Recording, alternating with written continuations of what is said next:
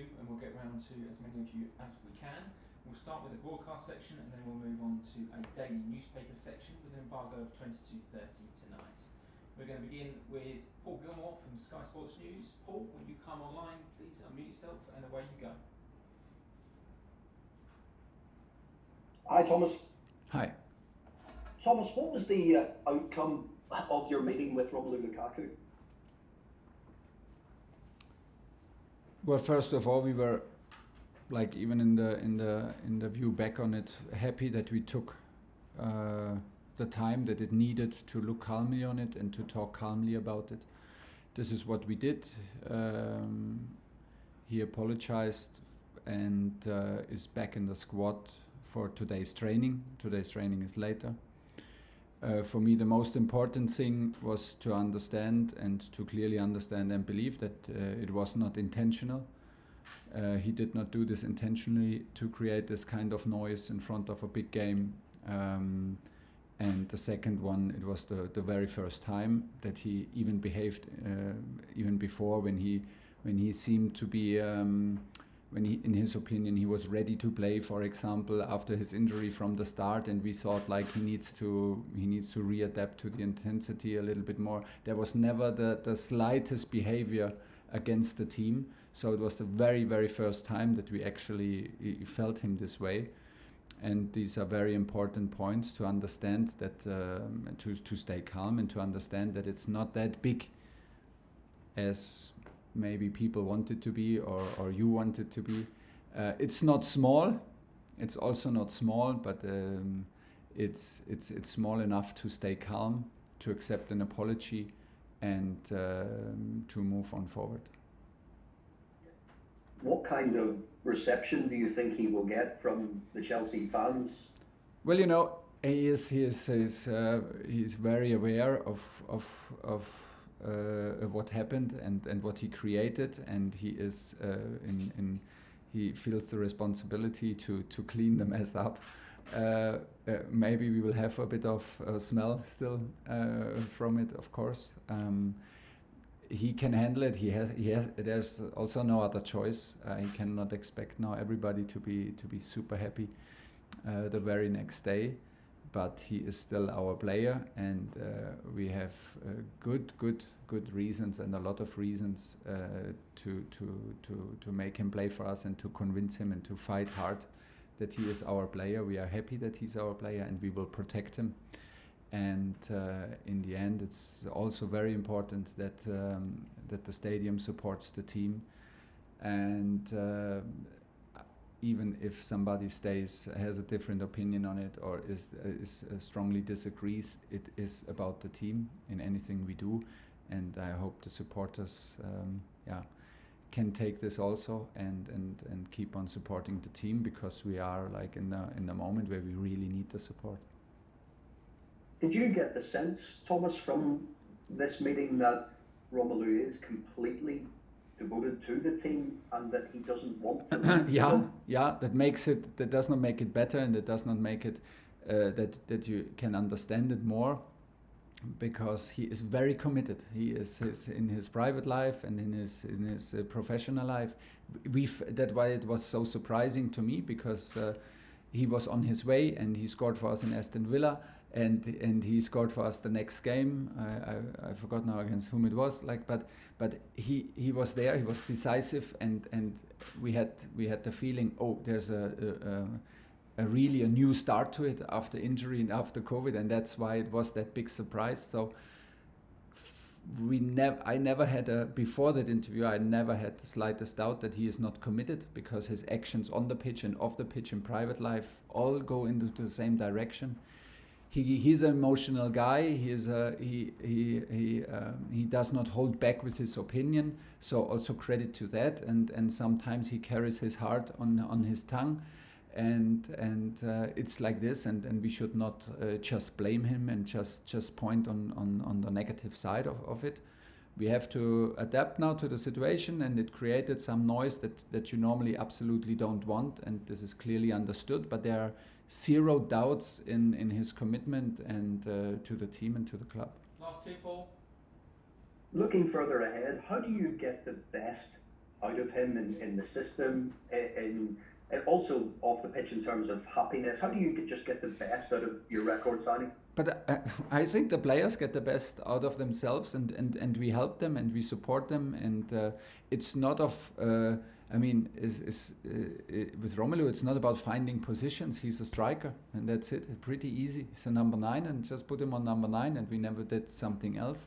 It's about adaption. It's adaption to the league, adaption to a different club, to a different team, to different teammates. And then comes injury, and then comes COVID. We're in a total normal place with him, in an absolute total normal place.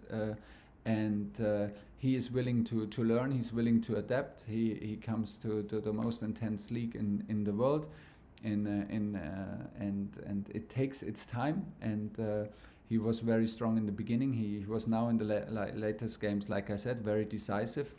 And we have no doubts that he will be a big influence and a big impact. Nothing has changed. There was, of course, a situation that we had all now deal with, and maybe will deal for some time. But it's important to brush it off. We took our time.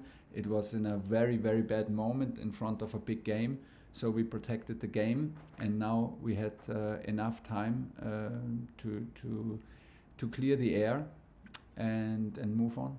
Last one, Paul. Yeah, final one. It's the weekly Antonio Rudiger question, Thomas. His representatives are now talking to other clubs about a pre-contract agreement elsewhere, and obviously it's an ongoing situation. But how confident are you from the football side, and you can see what he's giving you week in, week out? How confident are you that he will continue as a Chelsea player beyond this summer? Well, I cannot predict the future. I don't know if his representatives talk to other clubs. If you know so or assume so, fair enough. Of course, it is possible now because it's January and he has not signed yet. But as I understand it, we are in communication with him. The club is in communication with him. I know, or I assume that he is very aware of what I demand from him and how I appreciate to work with him. The level on which he is playing is still super high and outstanding, and there are no doubts that the situation is a concern for that. Well, the point is very clear. My opinion is very clear. The club is trying the very best, and their communication's going on, so has not changed a lot. Alistair McGowan, bye-bye.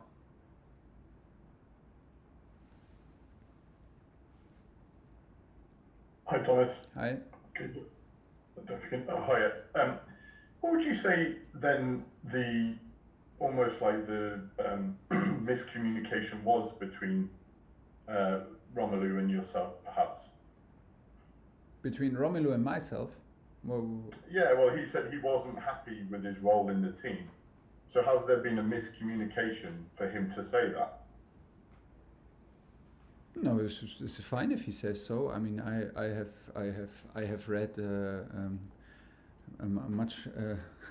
I have read more difficult quotes to cope with in my past years as a coach. Of course, he was not happy. He's here to help the team, and he was not happy because he was injured and in COVID. But I don't, and he wants to score for us. He wants to make us successful. He's a huge competitor, and that's pretty much it. I don't see any misunderstanding in communication. We talk a lot, and we share our opinions a lot. That's why I was very surprised and still am, because like in the dialogue with Romelu, it's the same. We're on the same page. We compete for the same things. He's our number 9, and I cannot say more to that. So after that meeting, did he go away feeling that he had a long-term future at Chelsea? You have to ask him. Actually, I don't know how he feels about his long-term future, but he has a long-term contract and he is fully committed. So I assume that this is the foundation. I mean... Okay. James Savudja, TalkSport. Hi, Thomas. You mentioned that Romelu's apologised to you. would you like him to apologise to the playing group and the fans? And do you think it will be easy for him to regain that trust with you and the players? With me, not. No, with me, not, because, like I said, for me, it's the most important to understand the situation. Is this frequently happening? Is this overall picture that we have? Is this does this reflect the overall mood and attitude that he shows? This is an absolutely clear no. Was an intention behind it? Was the intention to create trouble? Was the intention to leave the club? Was the intention to I don't know, put pressure on the coach? Absolutely no. I cannot see it. He did not want to do this intentionally. Of course he did. Of course he should have known better. Yeah, that's why we have to clean it and clear the air now together. But as we answer all these questions with a clear no, we need to be adult enough, mature enough, and to take it, to accept an apology, and to do everything now together to clear the air and have a clear head to prepare the upcoming matches. They are difficult enough. And you said before he's got a long-term contract, but are you confident he will be a long-term option for Chelsea? It's been 2 years he had at Man United, 2 years at Inter, and this happened so early on in his time at Chelsea. Yeah, I did not even think about this actually, but I mean, he has a contract for a reason, and he wants to achieve big things with his club Chelsea, his youth club Chelsea, which means a lot to him, and from here we go. I cannot predict the future, but like I said, there was no intention behind all this to change the club or change his ambition. This we are very sure about, and this is very, very important. Like I said, Romelu speaks out very openly, not only in the media, also in the dressing room, and also in talks with me, and we should also appreciate it. And that was maybe a bit too open, and was a bit maybe in a way in a one direction that people and clubs and supporters can be offended, and they have the right to be offended. And but yeah, it was good that we took our time, and then we can move on now. Last question in the broadcast, Nick Pure. Hi Thomas, could you give us an injury update on guys like Andreas Christensen, Trevor Chalobah, and is Timo fit enough well enough to return? But then also just a word, if that's okay, on Thiago's new contract. Obviously, he's had such a big influence, hasn't he? And he seems like he's almost aging in reverse. How well he's the Benjamin Button, Thiago Button of football. Yeah, it is, but I know how much work and how much professional attitude is behind that. It is a miracle in a way, because he came to this league, and the schedule and this approach intensity of a daily business in the very end of his career, which was very brave. But I know how much effort he puts in to stay fit, how much effort he puts in off the pitch, at home, during taking care about his recovery, his sleep, his nutrition. This is simply outstanding, and only because of that it's possible. We're happy because I think the new contract makes him calm. Thiago needs to be calm because he's a very sensitive and emotional person, which makes him also so precious for our team and for our dressing room. He can feel emotions. He can feel a different state of emotion from others, and can help so much in this. So he is calm. He has huge targets to arrive, and he has a big impact. He's available how he needs to be available, and when he plays strong, and is a big help. So good for him, good for us. And for the injuries, Andreas is a doubt for tomorrow. Trevor is out for tomorrow because of his re-injury. And who was the third one?